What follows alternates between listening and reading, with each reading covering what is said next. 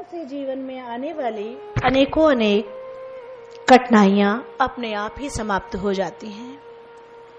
सत्संग में आने से, सत्संग का मतलब सच्चा साथ, सच्चा साथ यानी सच्चा साथी, सच्चा साथी का मतलब जो उस ओर ले जाए। तो सत्संग में आने से अगर तुम्हें सच्चा साथी मिल गया, सच्चा साथी आप किसको कहते हो?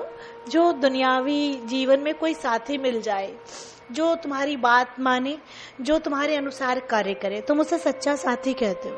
नहीं, वो सच्चा साथी की बात नहीं हो रही। उस सच्चे साथी की बात हो रही है जो तुम्हारे जन्म जन्म जन्म जन्म जन्म जन्म जन्म के पापों को काटते हैं। उस सच्चे साथी की बात हो रही है, वो सच्चे साईं की बात हो रही है। तुम इस संसार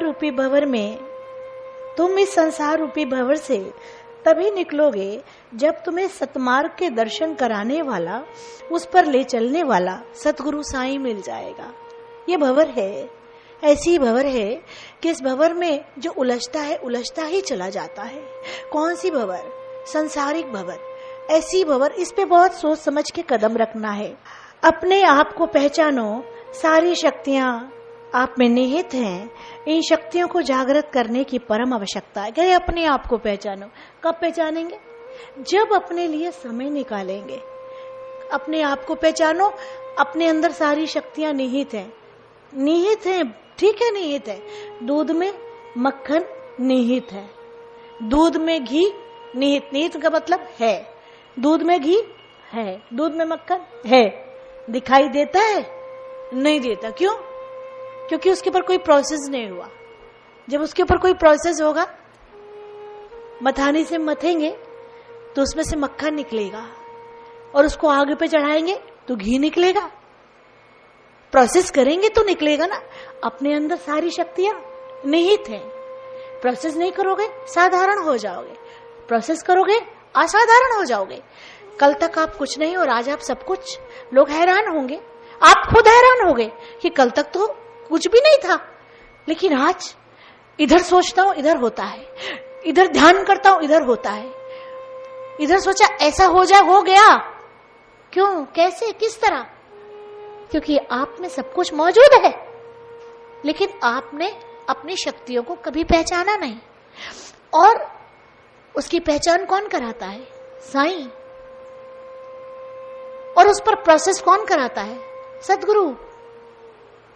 तब वो शक्तियां निकलती हैं, निखरती हैं, और फिर आप सब कुछ कर लेते हो। सब कुछ, सब कुछ।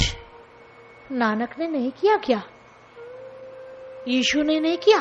राम ने नहीं किया? कृष्ण ने नहीं किया? क्या वो हमारे तुम्हारे जैसे इंसान नहीं थे? हमारे तुम्हारे जैसे थे। उनकी शक्तियां निखर आई थी, जागृत हो गए थे। तो क्या हम और आप जागृत नहीं हो सकते? क्यों नहीं हो सकते? हो सकते हैं, लेकिन क्यों नहीं होते? कारण क्या है? क्योंकि जिस चक्रव्यूह में आप उलझे हुए हो, आपको अपने लिए समय ही नहीं है। कभी आपको लगा कि हमें अपने लिए समय निकालना चाहिए, खुद के लिए समय निकालना चाहिए? किसके लिए निकालते हैं? बीबी के लिए, पति के लिए, औलाद के लिए, अपने लिए और अपनों के लिए। लेकिन अपने लिए कैसे? दूसरों के साथ जुड़ने के लिए नहीं, स्वयं के लिए समय निकालना, जिस समय सिर्फ और सिर्फ आप हो और आपका सच्चा साईं हो। जो आपको बताए आप वो करो, निखारो अपने आप को। किसके लिए? उस रास्ते पे चलने के लिए। आप कहोगे अभी तो बहुत समय पड़ा है, निखर जाएंगे।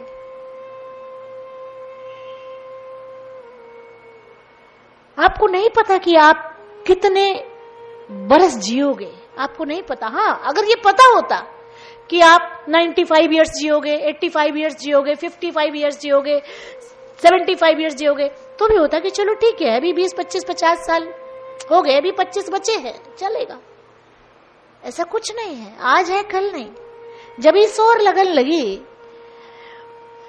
तब इसकी उम्र कितनी थी? ये कितने साल की होगी? 20, 22, 25 साल की होगी। तो लोग पूछते थे ये क्या, अभी से क्या, अभी से क्यों? ये पुनर्जन्म संस्कारों की बातें हैं। अपने आप को पहचानो, सारी शक्तियां निहित हैं। इन शक्तियों को जागृत करने की परम आवश्यकता है। अपने अंदर निहित शक्तियों को जगाने के लिए आपको सत्य मार्ग का सहारा लेना है। अभी तो हर बात झूठ है, झूठी झूठ है, हर पल झूठ है, हर श्वास में झूठ है, हर बात में झूठ है, हर काम में झूठ है, हर कदम पे झूठ है। सत्य का सहारा लेना है। और जिस दिन तुमने सत्य का सहारा ले लिया, उस दिन सत्य साईं से जुड़ जाओगे। सत्य में इतनी ताकत। नमो गुरुदेव तुझको नमो नमः। नमो नमो गुरुदेव तुझको नमो नमः। नमो